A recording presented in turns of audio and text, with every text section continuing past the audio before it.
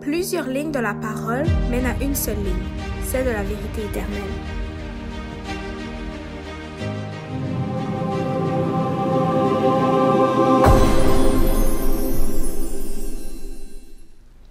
Alors bonjour à tous et bienvenue aujourd'hui à Allons à l'école de Sabbat.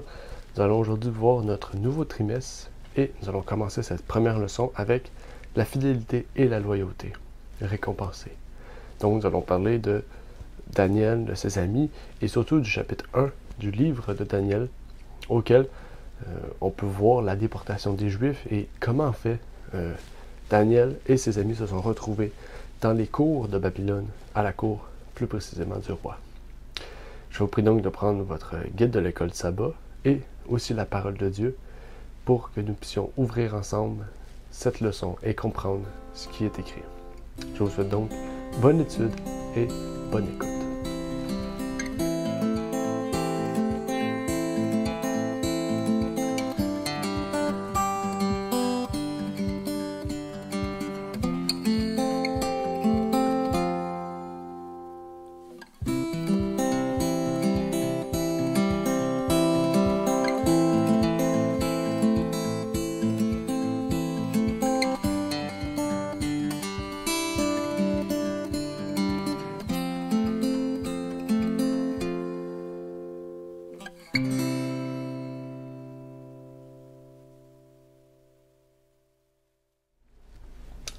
Donc, rebonjour à vous et re-bienvenue encore une fois à cette émission.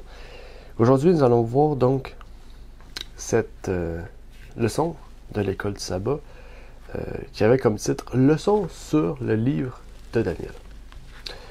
Et donc, puisque c'est notre première leçon, j'aimerais revenir un peu sur l'introduction, dans le fond, qui était auparavant titrée « Avant-propos ». Okay? Donc, mais ce n'était pas donc un avant-propos, donc on a corrigé par « Introduction à l'école du sabbat ». Donc, cette petite introduction, je vous encourage à les lire. Donc, à chaque trimestre, il y a une introduction. Si, par exemple, l'école Sabbat des pionniers n'avait pas d'introduction, on crée une introduction à partir de livres de l'Esprit de prophétie. Et donc, on les compile ici avec le sujet pour introduire le sujet. Donc, en fait, c'est la première fois aujourd'hui qu'on retrouve une introduction dans l'école Sabbat. Auparavant, il n'y en avait pas, en fait. Donc, cette introduction-là nous expliquait pourquoi la leçon portait le titre « Leçon sur le livre de Daniel ». Parce que on aurait pu écrire comme titre « Étude du livre de Daniel » ou même « Le livre de Daniel ». Mais pourquoi « leçon » ? Et l'introduction nous explique un peu pourquoi « leçon ». En fait, si on aurait étudié le livre de Daniel réellement, il nous aurait fallu un peu comme Apocalypse. Apocalypse nous a pris 2 trimestres. Il nous aurait fallu au moins 2 trimestres pour voir tout le livre de Daniel. En fait, tous les points, dans le fond, déjà l'histoire et les points importants de Daniel. Tandis qu'ici, leçon, on va voir les gros points, dans le fond, les points importants du livre de Daniel. Donc, on peut parler de la leçon numéro 1, par exemple, on voit la fidélité de Daniel. Le 2, on va parler de la statue. On peut parler du bouc et du bélier. On va parler du sanctuaire. On va parler de Daniel 12, etc., etc. Donc, on voit qu'on va prendre les gros points. On ne va pas faire verset par verset, en fait, dans ce chapitre-là. Oui, on va faire verset par verset, mais en fait, la leçon va pointer et éclairer vraiment les gros points du chapitre, du livre de Daniel. Donc, c'est un peu une compilation, en fait, de l'étude du livre de Daniel pour faire ressortir les points importants. Et donc, dans cette émission, en fait, qu'on aura à voir pour les 3 prochains mois, je vais soulever ces points-là et les pousser un peu plus loin pour vraiment amener encore une réflexion plus profonde de l'étude de ce livre. Et donc, on vous encourage de lire l'introduction et aussi de voir les autres ouvrages qu'on a à la fin. On publie des ouvrages à la fin ici et on risque de faire ça chaque trimestre à cette heure. Et donc, ces livres-là vont paraître ici. Pour l'instant, on publie les livres qu'on a, mais quand on aura beaucoup plus de livres, on va publier les livres qui sont en sujet avec le trimestre. Donc, pour l'instant, on a 2 livres de publier. Okay? Le reste, c'est des écoles du sabbat. On a 3e livre aussi de publier, qui est, en fait, c'est pas nous qui le publions. Nous, on fait que le revendre. Donc, on ne fait pas de bénéfice avec ce livre-là. Et donc, on veut plus de vous procurer ces livres-là. Okay? Quelques-uns sont en PDF, accessibles. Si vraiment on a les droits de le traduire, mais pas les droits de vente. Par exemple, avec le livre de Assembler les pièces, on a les droits de traduction, mais on ne peut pas le vendre. Donc, le prix qu'on vend, c'est le prix payé pour l'impression. Et donc, ce livre de Daniel va nous permettre justement de mieux comprendre divers points et approfondir. Donc, avant de commencer, je vous invite déjà à pouvoir partager cette vidéo. Okay? Souvent, les vidéos des premiers trimestres sont plus écoutées. Par la suite, on pourrait dire l'auditeur baisse, donc il y a moins d'auditions qui écoutent. Et pourtant, ça devrait rester pareil. Donc, on vous encourage justement pour faire en sorte que cette émission puisse être plus grande, que les gens puissent être touchés davantage par cette émission. Et donc, on vous incite aussi à poser des questions, à dire aussi ce qui serait mieux, ce qui serait moins bien. Donc, il faut faire ça en fait parce que il faut s'entraider pour ce genre de choses-là et pouvoir amener justement un meilleur suivi de l'émission et surtout une meilleure approche pour que les gens puissent être touchés par cette émission. Et donc, on vous prie de liker, de partager, de commenter si vous avez des questions, si vous avez des réflexions que vous avez eues pendant cette leçon. On vous encourage aussi à nous contacter par email si vous avez une question externe à la leçon, okay, que ce soit pour le ministère, que ce soit pour l'Église, que ce soit pour une prière, etc. Pour vrai, il y a beaucoup de choses qu'on fait sur sur le site. Donc, vous pouvez aller sur ligne.ca pour voir tout ce qu'on fait. Et on fait des articles et on prévoit beaucoup d'autres projets et une meilleure structure par la suite. Donc, on vous encourage donc à pouvoir justement participer et nous aider à pouvoir continuer à faire ces émissions. Et donc, avant de commencer, je vais faire une courte prière et par la suite, on pourra donc entrer dans le sujet du jour. Donc, courbez la tête ou vous pouvez prendre la position adéquate pour la prière. Prions. Notre Père qui est aux cieux, j'aimerais te prier, Seigneur, pour te remercier de nous permettre aujourd'hui d'être réunis pour pouvoir étudier cette leçon, Seigneur. Tu nous permets d'avoir les livres de l'Esprit de prophétie qui nous montrent le témoignage de l'école Sabbat, qui nous montrent comment la révision de l'école Sabbat devrait être faite, comment le moniteur doit procéder, Seigneur, pour mieux comprendre ces leçons de l'école Sabbat.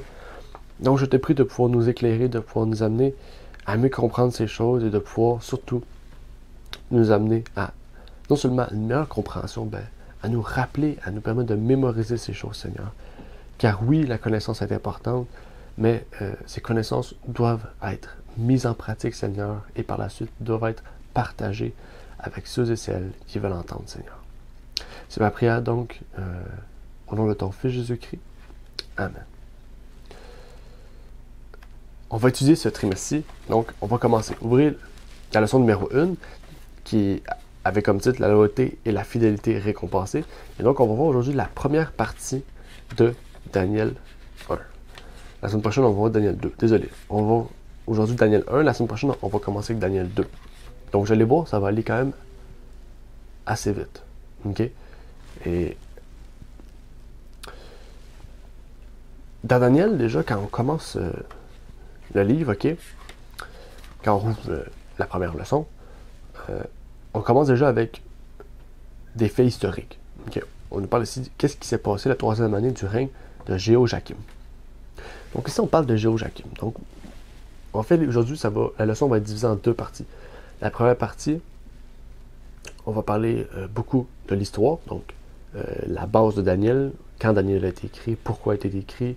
Donc, on va parler beaucoup de faits historiques. Et la deuxième partie, on va parler vraiment de la fidélité et de la loyauté, dans quoi Daniel et ses amis ont été fidèles et loyaux. En fait, pourquoi le titre porte ce titre-là, en fait? Pourquoi la leçon porte ce titre-là? Donc, c'est de ça qu'on va parler aussi plus précisément. Donc, dans le reste de la Bible, Jéhojakim porte un autre nom, qui est très semblable. En fait, on ne sait pas pourquoi, mais Daniel a décidé de marquer Jéhojakim. Mais quand vous allez à la souche du nom, on retrouve dans Roi ou dans d'autres passages que Jéhojakim est le même personne, la même personnage, la même personne que Joachim. Donc peut-être que Joachim, ça vous parle plus, en fait. Mais comment la Bible définit ce roi? Parce que ce roi-là a été emprisonné par Babylone. On voit que ses yeux ont été crevés, qu'il est mort en plus pittoresquement. Il est mort vraiment, on pourrait dire, sans honneur. Mais pourquoi en fait tout ça? Parce que si c'est un bon roi, si c'est un roi d'Israël, il n'est pas censé avoir subi ces choses-là.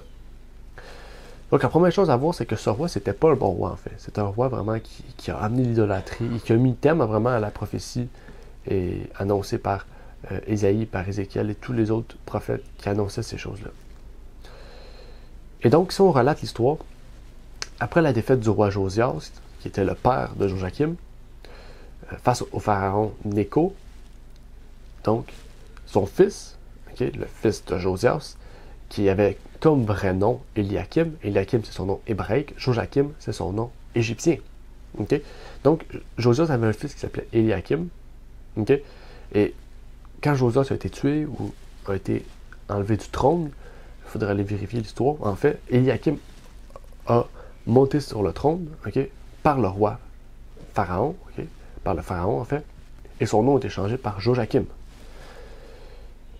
Et Joachim, en fait, il ne s'est pas soucié des souffrances du peuple, de qu'est-ce que le peuple avait besoin, mais il était vraiment orgueilleux, qu'est-ce qu'on voit, et vraiment, il a pris tout l'argent que le peuple avait pour ces choses. Et même qu'il a fait tuer le prophète Uri, qu'on retrouve dans Jérémie 26, verset 20, et suivant, donc un prophète qu'on n'a pas de livre, et il a même tenté d'emprisonner Jérémie et Baruch. Dans Jérémie 36, verset 26, on voit que, en fait, ce roi-là a tenté de tuer 3 prophètes de Dieu. Et même après, il a déchiré, il a brûlé de ses propres mains un recueil de discours du prophète Jérémie. Dans Jérémie 36, verset 23. Donc, vraiment, il a tout fait pour s'enrichir, pour mettre en avant l'idolâtrie et détruire le peuple de Dieu. Et il est mort donc pendant les hostilités de Jérusalem avec Babylone, d'après 2 Rois 24, verset 6. Il a été déporté à Babylone, d'après 2 Chroniques 36 et verset 6. Et c'est là qu'on a aussi, ses yeux ont été crevés, etc., etc. Il y a une prophétie qui a été dite sur lui. Donc, en fait, ce roi fut un mauvais roi, en fait, qui n'avait rien à faire de la loi de Dieu, qui n'avait rien à faire, surtout du sabbat. Le sabbat n'était plus pratiqué, qui n'avait rien à faire avec le temple, avec les prêtres, le sanctuaire, en fait. Même qu'il avait remplacé les véritables choses du temple par des idoles. Et dans Jérémie 25, versets 8 à 11, on nous dit « C'est pourquoi ainsi parle l'Éternel des armées. Parce que vous n'avez point écouté mes paroles, j'enverrai chercher tous les peuples du septentrion, dit l'Éternel, et j'enverrai auprès de Nebuchadnezzar, roi de Babylone, mon serviteur. Je le ferai venir contre ce pays et contre ses habitants et contre toutes ces nations alentour, afin de les dévorer par interdit, et d'en faire un objet de désolation et de moquerie, des ruines éternelles. Je ferai cesser parmi eux les cris de réjouissance et les cris d'allégresse. Les chants du fiancé et les chants de la fiancée, le bruit de la meule et la lumière de la lampe. Tout ce pays deviendra une ruine, un désert, et ces nations seront asservies au roi de Babylone pendant 70 ans. Donc voici la prophétie. Ici, on voit beaucoup de choses. Il y a beaucoup d'informations. Okay? Donc, premièrement, ici, on voit Nebuchadnezzar, roi de Babylone, est le serviteur de Dieu. Donc, le serviteur de Dieu, un roi idolâtre est le serviteur de Dieu. Et plus tard, on voit que ces nations vont être asservies au roi de Babylone pendant 70 ans. Pourtant, par la suite, il y a eu les Mèdes et les Perses. Donc, c'est pas 70 ans. En fait, si on se base seulement sur ce texte-là et qu'on élimine les autres textes, il va y avoir des incohérences. Si on prend les textes ensemble, on comprend ici que quand les Mèdes et les Perses ont eu puissance, il y a eu 3 décrets. Rappelez-vous, les 3 décrets. Et ces décrets-là, en fait, ramenaient davantage de liberté au peuple. Okay? Jusqu'au moment où on retrouve Esther, le roi Esther, la reine Esther avec le roi. Okay? Et avec Haman aussi qui a en fait voulu détruire la liberté des Juifs. Mais on voit vraiment que les Mèdes et les Perses ont donné beaucoup plus de liberté à Babylone, ont permis qu'ils puissent reconstruire le temple, qu'ils puissent aller vivre dans leur pays, Donc ici, quand on parle de 70 ans, c'est 70 ans sous vraiment la déportation de Babylone avant qu'ils retournent dans leur pays. Donc, en fait, par rapport à ça, ce point-là, ça marche. Et ici, ça dit mon serviteur. Pourquoi mon serviteur? Parce qu'ici, ça ne veut pas dire ici que Nebuchadnezzar était fidèle à Dieu. En tout cas, pas à ce moment-là. Oui, Nebuchadnezzar est devenu fidèle à Dieu, mais ici, quand il utilise mon serviteur, c'est que Dieu va utiliser Nebuchadnezzar, ou Dieu va plutôt permettre à Nebuchadnezzar de prendre possession d'Israël. Donc, c'est pour ça que c'est écrit serviteur, parce qu'il va être au service de Dieu, dans le fond. Dans le fond, Dieu, pour mettre sa colère, au lieu de mettre sa colère sur Israël, il va se servir de Babylone, qui veut devenir puissant. Il va permettre donc à Babylone de prendre Israël pour dans le fond, permettre justement que Israël puisse comprendre déjà que Dieu est en colère, mais comprendre la prophétie d'ici. Et ça, on va y revenir sûrement beaucoup plus tard. J'aimerais ça peut-être en parler de ça. Parce que c'est justement pendant ces 70 ans à Babylone que le peuple hébreu est devenu le peuple juif. Souvent on dit le sabbat c'est juif, non, le sabbat c'est hébreu, et ça n'a aucun lien avec les juifs. Les Hébreux n'étaient pas des juifs. Même les Hébreux, c'était des gens qui étaient basanés, qui étaient de couleur plus foncée, et par la suite les Juifs sont peut-être devenus plus blancs, je ne sais pas, mais on voit que, en fait, les deux ne viennent même pas de la même, on pourrait dire, place. Les Israélites viennent d'Israël, oui, mais c'est des gens qui sont venus d'Égypte, qui ont vécu en Égypte, dans le coin de l'Égypte, avant de venir ici, tandis que les Juifs ont vécu toute leur vie à Jérusalem. Donc, peut-être dans une leçon, si on a le temps, on pourrait en parler un peu de cette histoire, et qu'est-ce que ça a changé en fait, avant Babylone et après Babylone. Parce que oui, il y a eu des changements. Et on va en parler si Dieu nous le permet, sinon j'aurai peut-être à parler de ça en prédication. Et quand on se fie au livre de Jérémie, parce que n'oubliez pas, le livre de Jérémie et de Daniel se situent en fait en même temps et à différents endroits. Jérémie est resté à Jérusalem et Daniel a été déporté à Babylone.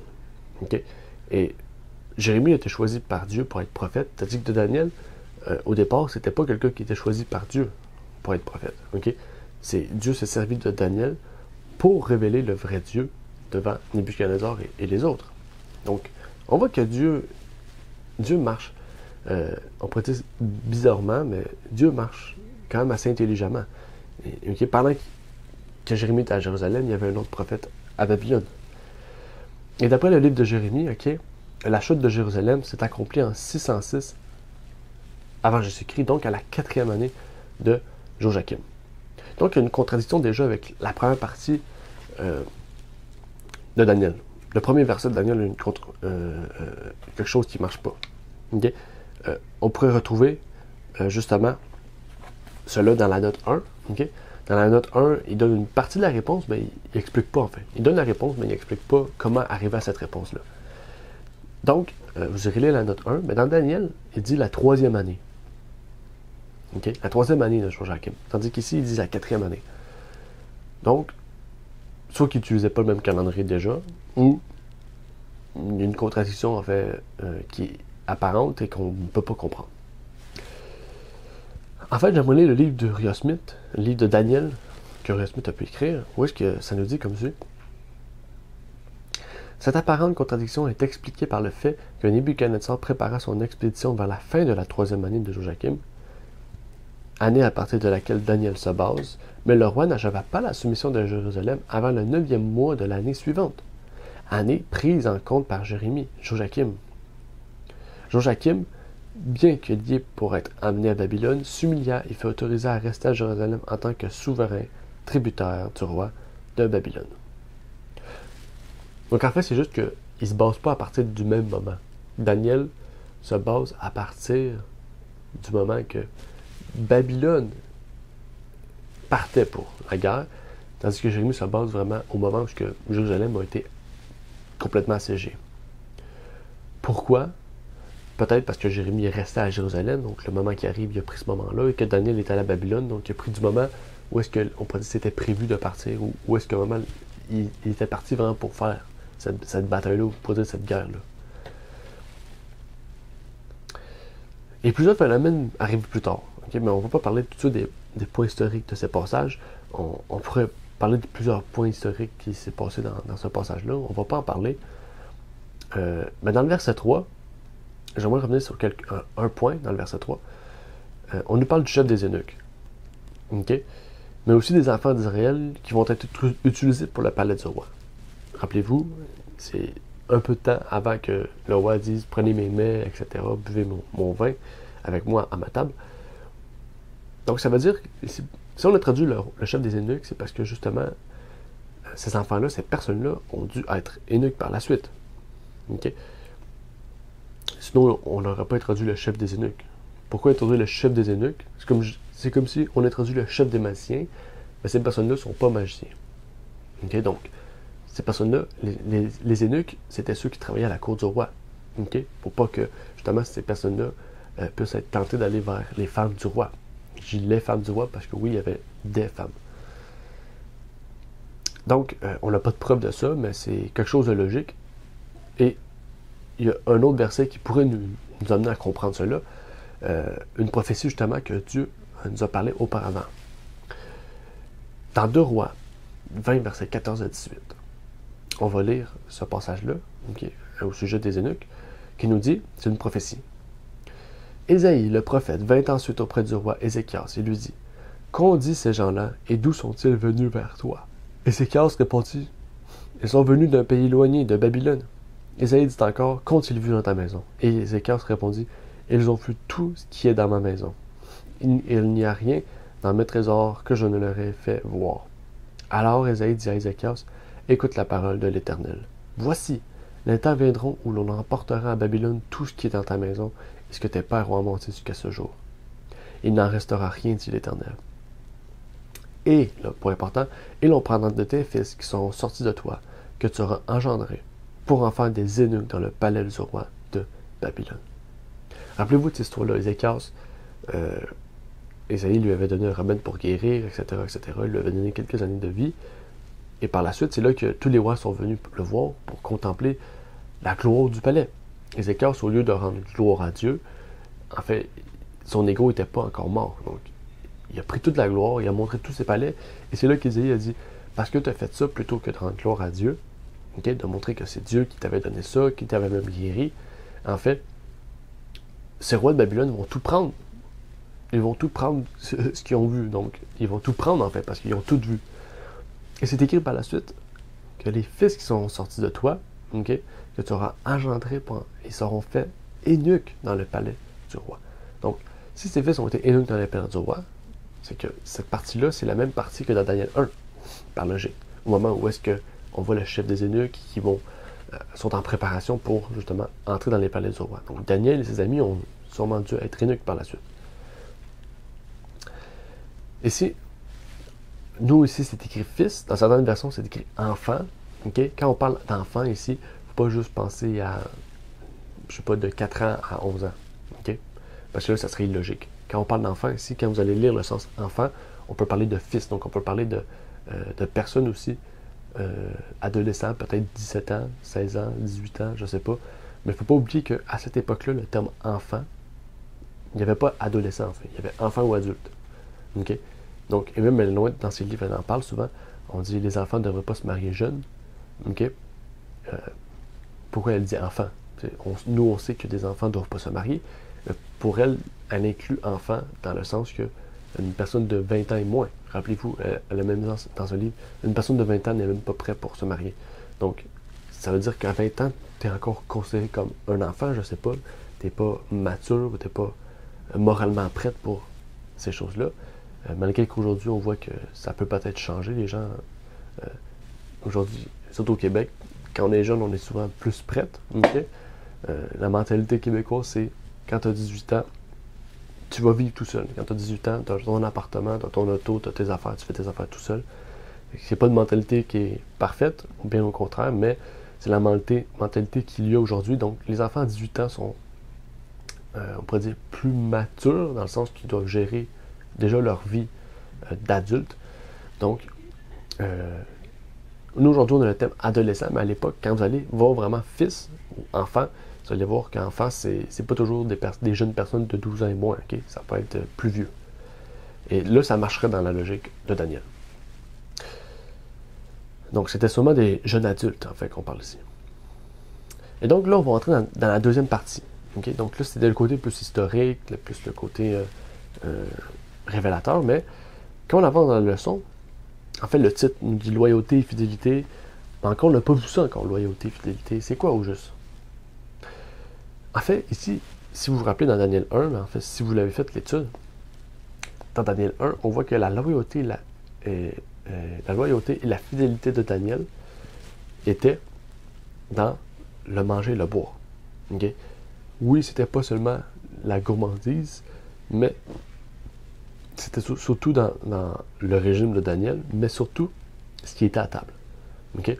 Déjà, quand une personne d'autorité te dit « prends mon vin » et en fait, prends ce qu'il y a sur la table, donc les viandes, les mets, enfin, on ne veut pas s'obstiner, on va s'asseoir, on va manger parce que c'est un roi, donc si on ne le fait pas, on meurt.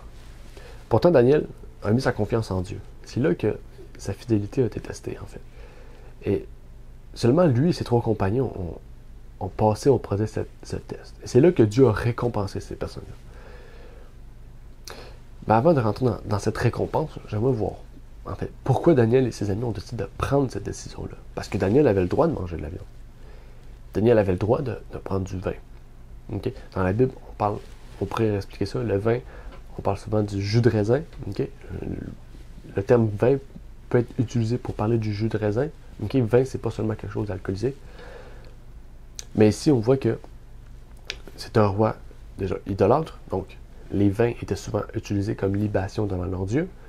Donc, c'était des dieux païens. Donc, en fait, là, tu détruis les commandements. Et aussi, les viandes, c'était des viandes impures et en plus consacrées aux idoles, souvent. Donc, ça ne veut pas dire que tout c'était ça, en fait. Toute la nourriture, c'était aux idoles. Il faut faire attention. Mais, est-ce que Daniel allait s'asseoir à la table et peut-être poser des questions? Ah, ça, est-ce que c'est bon? Est-ce que c'est pas bon? Non. Quand tu ne sais pas, en fait, quand tu n'es pas sûr et quand tu vas dans quelque chose qui donne un risque de pouvoir contredire les commandements, c'est mieux de reculer, de mettre en confiance en Dieu. Et c'est ce que Daniel et ses amis ont décidé de faire. Donc oui, il y avait des viandes impures, il y avait peut-être des viandes pures consacrées aux idoles, peut-être pas, etc. Mais Daniel n'a pas pris de chance, en fait, et ses amis non plus. Donc ils ont dit à la personne qui est en charge d'eux, donc le chef des eunuques, nous, on veut seulement manger des légumes et de l'eau. Parce que l'eau, c'est la vie. On simplifie, l'eau, c'est la meilleure chose, la meilleure boisson au monde. Et en plus, l'eau, c'est la chose la plus pure. Aujourd'hui, ça serait à regarder, l'eau, il n'y a pas toujours, c'est pas toutes les eaux qui sont les plus pures, mais en général, l'eau est quelque chose de très bon pour la santé. Mais ici, on dit légumes. Donc, ça veut dire que Daniel a mangé pendant 3 ans des carottes, des concombres, des piments, je sais pas. C'est pas vraiment des légumes, mais en tout cas, il a mangé des patates, des carottes, des courges. Seulement ça. S'il aurait mangé seulement ça, il aurait été beaucoup plus faible que les autres. Okay? Parce que les autres avaient de la viande, avaient de la protéine, avaient quelque chose pour les tenir en solide. Les légumes n'apportent pas les nutriments, tous les nutriments nécessaires pour, on pourrait dire, garder une personne en santé. Je dis seulement les légumes. Okay?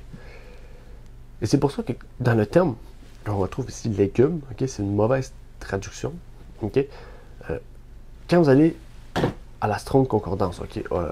À l'origine du mot légumes, il y a du mot Zara dans la Strong 2232, et le mot Zara devrait traduire légumes par légumineuse. Et là, ça change en fait. Et même, ce terme Zara se retrouve dans Genèse 1, verset 29. Donc, à la création, quand on dit « vous allez manger de toute semence ». Donc, en fait, Daniel, quand on regarde ça, avant le péché, il y avait un régime. Après le péché, il y a un autre régime qui a été ajouté. Et après Noé, il y a un autre régime. Donc, au lieu de manger le 3e régime, de prendre le 3e régime à partir de Noé, il a décidé de prendre vraiment le régime originel. Okay? Donc, le 2e. Okay? Donc, directement, lui, après le péché. Donc, tout ce qui venait de la semence. Donc, on parle de graines, okay? Des noix, on parle de légumineuses, on parle de fruits, on parle de céréales, on parle de légumes, et aussi la boisson qui est parfaite, donc l'eau. Donc, tout ce qui, maintenant, allait plus leur permettre d'avoir les nutriments, d'avoir les protéines, les protéines, j'ai oublié, les protéines, les glucides et les lipides. Donc, ces trois choses-là, c'est qu'est-ce qui apporte des calories. Donc, qu'est-ce qui pouvait leur apporter les éléments nécessaires pour avoir une bonne santé. Mais encore aujourd'hui, on dit, bon, mais la viande, c'est qu'est-ce qui donne qu'est-ce qui rend fort une personne. Si tu ne manges pas de viande, tu ne peux pas être fort. OK? Donc ici, il y a deux choses. Déjà, Daniel, juste en prenant ces choses-là, il était plus intelligent, plus fort, on pourrait dire, plus, il répondait plus facilement. En fait, il était 10 fois mieux que les autres personnes qui n'avaient pas consommé ce que Daniel et les autres avaient consommé. La Bible nous montre que Dieu leur a permis d'avoir ça. Donc, Dieu les a récompensés de ça. OK? Mais, aussi par ce régime-là, on voit que ça les a rendus plus forts. Peut-être qu'on pourrait dire, si on enlève l'idée de Dieu, peut-être qu'il aurait été 2 fois. Mais grâce à Dieu, ils ont été 10 fois. Donc, en fait, il y a 2 choses ici qu'on voit. Déjà, le régime alimentaire prouve ici que on n'a pas besoin de viande ni de vin pour être en très bonne santé, même en meilleure santé que les autres. Et deuxièmement, quand on a Dieu, Dieu nous permet d'être encore plus intelligent, plus sage, plus que tout, en fait, plus dans tout, en fait. Donc c'est ça ici qu'il faut comprendre. 2 choses, Dieu et le régime. Dieu l'a récompensé parce qu'ils avaient décidé de prendre ce régime-là et donc de ne pas se souiller. OK? Et Eurosmith dit dans son livre, encore une fois, dans le livre de Daniel, la Bible de Cambridge contient la note suivante du mot Zeroim. Nourriture végétale en général. Il n'y a pas de raison de penser que le mot hébreu utilisé se limite aux légumineuses telles que les haricots et les pois, qui est en ce mot semence signifie correctement. Genesius donne cette définition. Signifie correctement. Genesius donne cette définition herbe portant de la semence de la verdure des légumes, c'est-à-dire la nourriture végétale telle qu'elle était mangée dans le demi-jeûne en opposition aux viandes et aux nourritures les plus délicates. Ici aussi, il faut comprendre, parce qu'on dit souvent, Daniel a toujours été végétarien. Ici, on n'a pas de preuves. Mais on a des preuves ici que Daniel, tout le long, presque toute sa vie, il était très jeune, a décidé de prendre ce régime végétarien. Et peut-être même végétalien, d'après ce qu'on comprend ici. Okay? Parce que les mets du roi ont toujours été présents. Daniel a décidé de ne pas les manger. Donc, tout le long qu'il était à Babylone, il n'a peut-être pas mangé. Peut-être même chez les Mèdes et les Perses, on ne le sait pas. Mais c'est sûr que ce régime-là, c'est un régime qu'il devait connaître auparavant. Peut-être qu'il devait même pratiquer auparavant. OK? Parce que passer d'un régime, on pourrait dire, dur, d'un régime riche en graisse, riche en mauvais nutriments, on pourrait dire, ou je sais pas, riche en des choses, en matière grasse, okay, comme la viande, le vin, etc., que peut-être Daniel prenait auparavant. Okay, j'ai le vin ici, le jus de raisin, désolé. Et de passer tout de suite à un régime végétalien ou végétarien, ça aurait été très difficile pour Daniel. Quelque chose de très droit comme ça, ça rend la chose difficile. Donc c'est sûr que Daniel devait connaître ça, devait être préparé à ça, ou devait peut-être être végétarien auparavant, à coup sûr. Peut-être, comme c'est écrit, c'est des demi-jeûnes, peut-être qu'il faisait des jeûnes intermittents, je ne sais pas. Mais c'est sûr que Daniel a dû auparavant a dû faire face à ce genre de situation. En fait, c'était pour Daniel et ses amis un test auquel Dieu les avait récompensés. Et Ellen White nous dit, dans The Sanctified Life, page 19, parmi les mets présentés au roi figuraient de la chair de porc et d'autres viandes déclarées impures par la loi de Moïse et dont la consommation avait été expressément interdite aux Hébreux. Daniel fut mis à rude épreuve. Devrait-il s'en tenir aux enseignements de son père concernant les aliments et les boissons, offenser le roi et perdre probablement non seulement sa position mais aussi sa vie, ou devrait-il ignorer le commandement du Seigneur et conserver la faveur du roi, s'assurant ainsi de grands avantages intellectuels et des perspectives mondaines les plus flatteuses? Daniel n'a pas hésité longtemps. Il a décidé de rester ferme dans son intégrité. Que le résultat soit ce qu'il peut être. Il résolut dans son cœur de ne pas se souiller avec la part du repas du roi et avec le vin qu'il buvait. Donc l'appel du jour, la leçon à en tirer de tout ce qu'on a vu à ce moment, Dieu aussi nous teste chaque jour sur certaines choses. Souvent on dit Dieu ne nous teste pas. Dieu peut nous tester dans les petites choses. Par la suite, il va nous donner des choses plus grandes. En fait, il veut voir notre fidélité. Et dans la vie de Daniel, on remarque surtout qu'un régime non carné lui permettait d'avoir les esprits plus clairs pour l'œuvre de Dieu, mais aussi pour l'œuvre terrestre. En fait, qu'est-ce qu'il faisait sur terre dans la vie de tous les jours? C'est pas pour rien que dans la cour du roi, ça a été le bras droit du roi. Ça a été lui qui a pu révéler les rêves, c'est lui qui a été plus intelligent que tous les autres. Et donc, je vous encourage et que Dieu puisse vous toucher votre cœur et donc révéler toutes les choses qui sont dans ce livre merveilleux. Et surtout en lien avec la fidélité. Dieu veut que son peuple soit fidèle dans les petites choses et dans les grandes choses. Ici, ce n'était pas pour rien. C'était pas pour rien dans l'histoire de Daniel, c'était pas pour rien en fait. Daniel a fait toutes ces choses-là pour rendre gloire à Dieu. Et peut-être toute sa vie, il a continué ce régime-là et il est demeuré toute sa vie en santé. Et surtout, toute sa vie, il a eu les esprits clairs par ce régime. Et donc, c'est ma prière pour vous, pour que vous puissiez voir vraiment et que vous puissiez suivre la vérité et la volonté de Dieu, pour que vous puissiez être fidèle dans les petites choses et que Dieu puisse vous récompenser de ces choses. Donc, prions.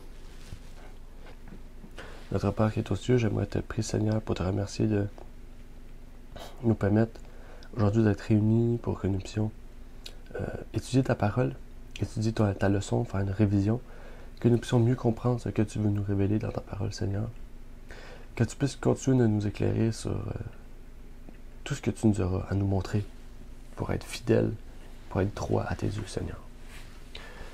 Par l'exemple de Daniel et de ses amis, Seigneur, tu nous montres qu'être fidèle dans les petites choses et dans les grandes choses nous permettra d'être plus forts, mais nous permettra aussi, Seigneur, d'être récompensés. Et donc, de pouvoir, Seigneur, avoir de meilleurs résultats par la suite. Puisses-tu donc donner la force, le courage et la sagesse de pouvoir avancer malgré l'adversité, Seigneur. Et plus le temps va avancer, plus que nous serons face à l'adversité, Seigneur. C'est ma prière donc pour tous ceux et celles qui recherchent justement à être fidèles et à être sincères, Seigneur. Et surtout à être loyaux envers toi. Je te prie donc pour ces choses au nom de ton Fils Jésus-Christ. Amen. Merci d'avoir écouté cette vidéo. Pour plus de contenu, abonnez-vous sur notre site Internet. Il est également possible pour vous de nous suivre sur notre page Facebook et de nous contacter par email.